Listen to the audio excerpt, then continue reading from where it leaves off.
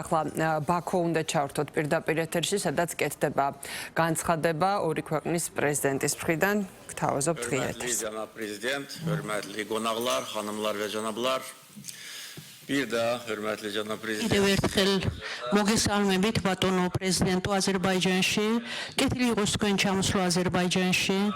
კიდევ ერთხელ გილოცავთ საქართველოს პრეზიდენტად არჩევას. გისურვებთ წარმატებებს. მოხარული ვარ, რომ პრეზიდენტის თანამდებობაზე არჩევის შემდეგ ეს თქვენი პირველი ოფიციალური ვიზიტია აზერბაიჯანში. ჩვენ ამას მაღალ შეფასებას ვაძლევთ აზერბაიჯანში. საქართველო-აზერბაიჯანის ურთიერთობების მნიშვნელობის მაჩვენებელია ეს. ჩვენი მეგობრობის მაჩვენებელია. საუკუნეების განმავლობაში ჩვენი ხალხები მშვიდობის, კეთილი მეზობლური ურთიერთობების ძმობის ატმოსფეროში ცხოვრობდნენ. დღეს ასე გრძელდება. სახელმწიფოებს შორის ურთიერთობების მაღალ დონეზეა. საქართველო და აზერბაიჯანი ერთობლივად მნიშვნელოვან პროექტებს ახორციელებენ და ეს პროექტები ჩვენი ქვეყნებისთვის და უფრო დიდი გეოგრაფიისთვის მნიშვნელოვანი პროექტებია. რა თქმა უნდა, პოლიტიკური ურთიერთობებიც ვითარდება, მაღალი დონის კავშირები გვაქვს, რეგულარული კავშირები გვაქვს, პოლიტიკური დიალოგი გვაქვს, ორი მოძმე მეგობარი ქვეყანა ერთმანეთთან მჭიდროდ არის დაკავშირებული და საერთაშორისო ორგანიზაციებში ყოველთვის მხარს უჭერენ ერთმანეთს. ჩვენ გვაერთიანებს სხვადასხვა პროექტები, რომლებსაც მნიშვნელობას არა მარტო ჩვენი ქვეყნებისთვის, არამედ მთელი მსოფლიოსთვის. ეს არის ნავთობის და გაზის, ტრანსპორტის, კომუნიკაციების პროექტები.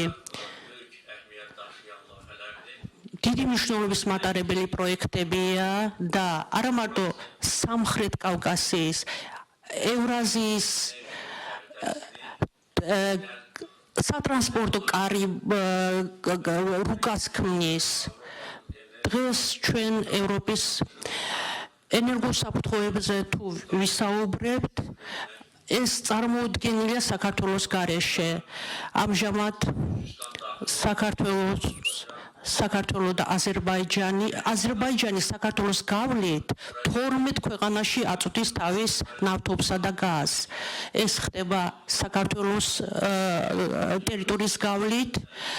სატრანსპორტო კომუნიკაციების სფეროებში გვაქვს პორტების, გზების, ინფრასტრუქტურული პროექტები, შუა დერეფნის განუყოფელი ნაწილია ეს ჩვენი პროექტები. დღეს სამხრეთ კავკასიაში თუ ვისაუბრებთ შუა დერეფანზე, ეს აზერბაიჯანისა და საქართველოზე გამავალი კორიდორია და ჩვენი ქვეყნების ტერიტორიებზე გამავალი ტვირთების ოდენობა იზრდება. ეს მარტო ტვირთებისთვის არა, ანუ იზრდება ტვირთების ოდენობა. სამხრეთ კავკასიაში მშვიდობისთვის ეს არის ჩვენი საერთო საკითხი, საერთო პროექტები. სამწუხაროდ 10 წლების განმავლობაში სამხრეთ კავკასიაში სამხრეთ კავკასია გადაიქცა კონფლიქტების არენად. იმედი მაქვს, რომ ამის შემდეგ სამხრეთ კავკასიაში დასრულდება ეს ყველა კონფლიქტები. საქართველო-აზერბაიჯანის ურთიერთობების შესახებ შემიძლია ბევრი ვისაუბრო, მხოლოდ ის მინდა აღნიშნო, რომ ამის შემდგომაც ჩვენი ურთიერთობები კიდევ უფრო განვითარდება. კიდევ ერთხელ ბატონ პრეზიდენტს მადლობას მოვახსენებ. დარწმუნებული ვარ, რომ აზერბაიჯანელი ხალხი მაღალ შეფასებას აძლევს მის გადაწყვეტილებას. არჩევის შემდეგ პირველ ვიზიტს აქვს სიმბოლური მნიშვნელობა და ამ ვიზიტის აზერბაიჯანში განხორციელება ეს მეტად მნიშვნელოვანია ჩვენთვის. საქართველოს პრემიერ-მინისტრმაც პირველი ვიზიტი განახორციელა აზერბაიჯანში არჩევნების შემდეგ. ამისთვის ჩვენ მადლობლები ვართ და ახალ წარმატებებს გისურვებთ.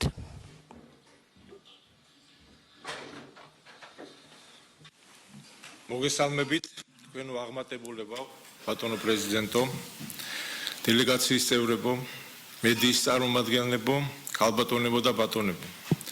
პირველ რიგში მსურს განსაკუთრებული მადლობა გადაუხადო პრეზიდენტ ალიევს ულთფილი დახვედრისა და მასპინძლობისთვის. საქართველოს პრეზიდენტის რანგში ეს არის ჩემი პირველი საგარეო ვიზიტი, რაც ხაზს უსვამს საქართველოს-აზერბაიჯანს შორის არსებულ სტრატეგიულ და განსაკუთრებულ კეთილმეზობლურ ურთიერთობას. ჩემთვის მნიშვნელოვანი იყო, რომ ამ პოზიციის დაკავებიდან მალევე შემდგარიყო ეს ვიზიტი აზერბაიჯანში. მოხარული ვარ, რომ ბატონ ალიევთან შეხვედრის შესაძლებლობა უკვე მომეცა. ჩვენ გავუზიარეთ ერთმანეთს მოსაზრებები და შეხედულებები საქართველოსა და აზერბაიჯანის მრავალ განზომილებიანი სანიმუშო ურთიერთობის სამხრეთ კავკასიის რეგიონის გამოწვევებისა და მსოფლიოში მიმდინარე პროცესების შესახებ.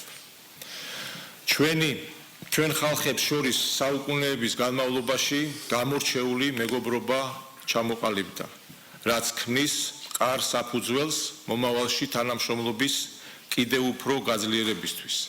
ეროვნული იდენტობის შენარჩუნება, ტრადიციების, კულტურისა და ჩვენი ისტორიის პატივისცემა არის ის ძირითადი პრინციპები, რასაც ჩვენი ხალხები განსაკუთრებით უფრთხილდებიან. ჩვენი მეგობრობა ეფუძნება ურთიერთპატივისცემასა და ერთმანეთის ეროვნული ინტერესების გათვალისწინებას. კარგად გვესმის, თუ რამდენად მნიშვნელოვანია ნდობა ურთიერთობაში და ვიცით სიტყვის ფასი. ჩვენ გვაქვს დაუწერელ კანონთა და ღირებულებათა ერთობლიობა, რამაც გადაგვარჩინა და მოგვიყვანა დღემდე.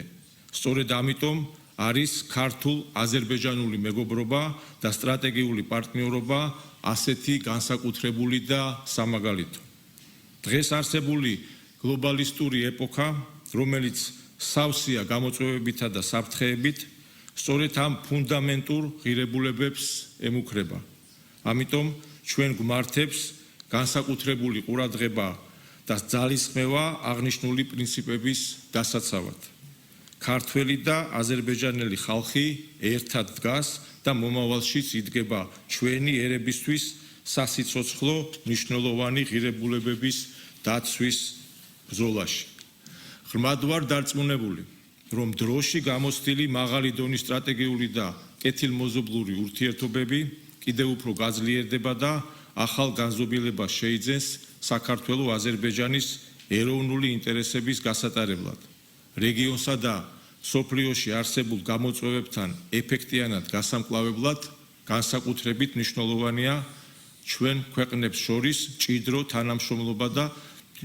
თანამშრომლობა. ჩვენ ვახორციელებთ არაერთ საერთო ურთიერთსასარგებლო პროექტს, რაც კიდევ უფრო მიმზიდველს ხდის ჩვენს რეგიონს მთელი მსოფლიოსთვის.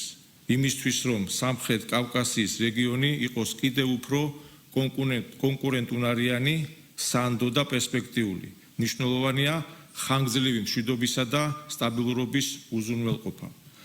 სურს ხაზგასმით აღვნიშნო, რომ საქართველო და აზერბაიჯანი მტკიცედ უჭერენ მხარს ერთმანეთის სუვერენიტეტისა და ტერიტორიულ მთლიანობას, რისთვისაც ბატონ პრეზიდენტს კიდევ ერთხელ მინდა მადლობა გადაუხადო.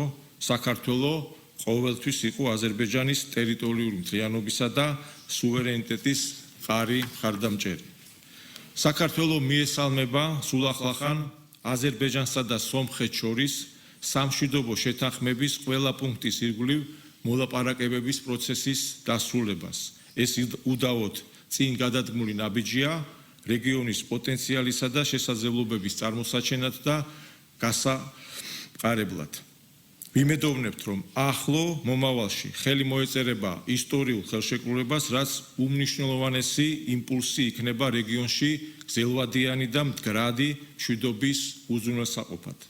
კიდევ ერთხელ მინდა ხაზი გაუსვა საქართველოს მხრიდან გაცხადებულ სამშვიდობო პოლიტიკას და მის მზაობას.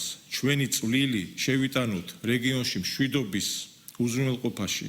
სურს დაგარწმუნოთ, რომ საქართველოს მუდამ იყო სამხრეთ კავკასიაში დიალოგის, დიპლომატიის და მშვიდობიანი თანაცხოვრების მომხრე და ეს კურსი მომავალშიც შენარჩუნდება.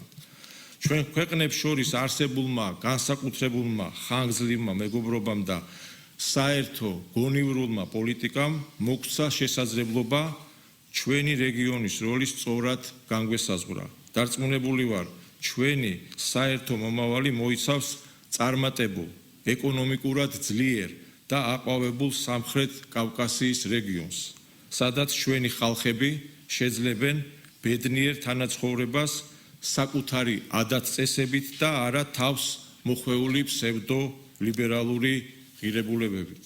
სამწუხაროდ, ბოლო პერიოდში ჩვენი ქვეყნები არაერთხელ გახდნენ გარე ძალების მხრიდან ორმაგი სტანდარტისა და შიდა საქმეებში ჩარევის ობიექტები. არაერთი მცდელობის მიუხედავად ჩვენ მტკიცეთ უმკლავდებით აღნიშნულ საფრთხეებს და უზრუნველყოფთ რეგიონში უსაფრთხოებასა და სტაბილურობას. ჩვენზე უკეთ რომელიმე მესამე ქვეყანა ან ორგანიზაციამ იცოდეს თუ რა არის საუკეთესო ჩვენი ხალხებისთვის. მიხარია, რომ საერთო ინტერესების დასაცავად აზერბაიჯანსა და საქართველოს შორის არსებულმა ურთიერთთანამშრომლობამ ინტენსიური სახე მიიღო, რისთვისაც კიდევ ერთხელ გიხდით მადლობას ბატონო პრეზიდენტო. ჩვენი სწორი თანმიმდევრული პოლიტიკით ბოლომდე უნდა ავითვისოთ რეგიონის პოტენციალი და შევასრულოთ ძლიერი, საიმედო დამაკავშირებელი ხიდის ფუნქცია მსოფლიოს გეოპოლიტიკურ რუკაზე. დარწმუნებული ვარ, რომ ჩვენი ურთიერთობები ჩვენი ქვეყნებისა და ერების საკეთილდღეოდ და ერთმანეთის ინტერესების გათვალისწინებით კიდევ უფრო სწრაფი ტემპებით განვითარდება. ძვირფასო კოლეგა ბატონო პრეზიდენტო, კიდევ ერთხელ გამოვხატავ შემს მადლიერებას გულთბილი მასპინძლობისთვის. დარწმუნებული ვარ, რომ უახლოეს მომავალში შესაძლებლობა მომეცემა გიმასპინძლოთ საქართველოში. დიდი მადლობა.